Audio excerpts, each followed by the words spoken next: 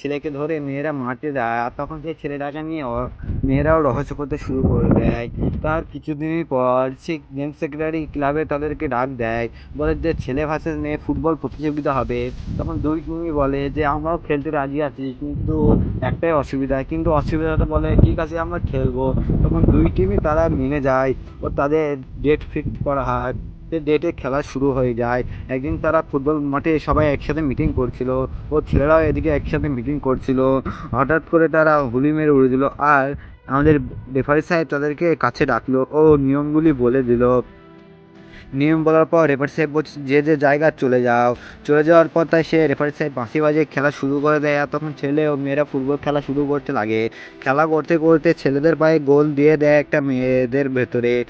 তখন ছেলেরা এক দলে এগিয়ে যায়, আর তখন মেয়েরাও চেষ্টা করে যে গোল দেওয়ার। তখন মেয়েরাও টানে দিয়ে, তখন মেয়েরাও ছেলেদের কাছে একটি গোল দিয়ে দেয়। তাই এক এক গোল দিয়ে হাফ টাইম শুরু হয়ে যায়। হাফ টাইমে সবাই যুক্তি করতে লাগে যে আমাদেরকে আরেকটা গোল দিতেই হবে। তখন ছেলেরা বলে যে আরেকটা গোল দিলে আমরা জিতে যাব। কিন্তু কিছুক্ষণ পর খেলা শুরু আবার হয়ে যায়। খেলা শুরু হওয়ার সাথে সাথে কোনো টিমই গোল পায় না। সব টিমই খেটেছিল, কিন্তু কোনো টিমই গোল পেতে পারে না।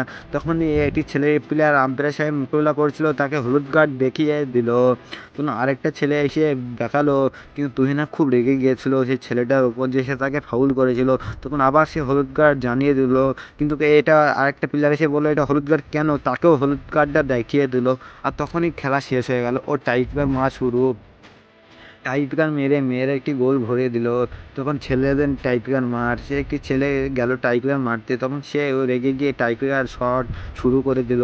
তখন সেই তুহিনা গোলকিপার ছিল, একটু রাগের মাথায় যে সেভ করবে, কিন্তু না, গোলটা হয়ে যায়। তখন ছেলেদেরও গোল হয়ে যায়, এক দুই গোল হয়। তখন একদিন মারছিল একটি ছেলে, সে খুব রেগে গিয়ে মারছিল, আর সে বলটা মারে বাইরে। তখন সেই গোলকিপারটা খুব হাসি হয়, কারণ এক দুই হয়। আর তখন লাস্ট শটটা মারতে গিয়ে সেই মেয়েটি কী করে, গোল হবে কি না, তখন হ্যাঁ সত্যি সেই গোলটা হয়ে যায়, আর তখন তারা জিতে যায়।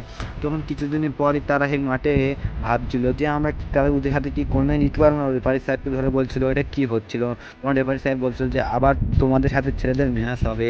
আর তখন মেয়েরা বলে ঠিক আছে আমরা আবার খেলতে রাজি আছি।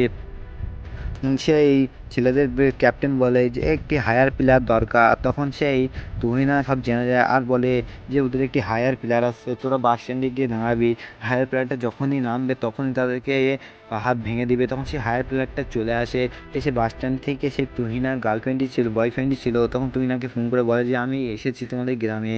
তখন তুহিনা কান্না করে, আর তখন সে ফোন করে বলে যে তোমরা কোথায় আমাকে নিয়ে যাও। তখনই সে তুহিনার টিমে মেয়েরা এসে বলে তুমি কি ফুটবল খেলা গেল, তখন এই শফিককে মারার প্ল্যান করে, আর তারা জেনে যায় ছুটে যায়। তখনই তারা শফিককে বলে যে এবার তো তুমি আমার সাথে ফুটবল খেলা খেলবে। আর তখন রাস্তায় শফিককে শুয়ে দিয়ে তারা মারতে যাবে, আর তখনই পেছ থেকে তুহিনা ডাক দেয়, বলে না ওকে পার্ট টু দেখতে চাও তারা অবশ্যই কমেন্টে হাই লিখো, কারণ পার্ট টু অবশ্যই খুব সুন্দর হতে চলেছে।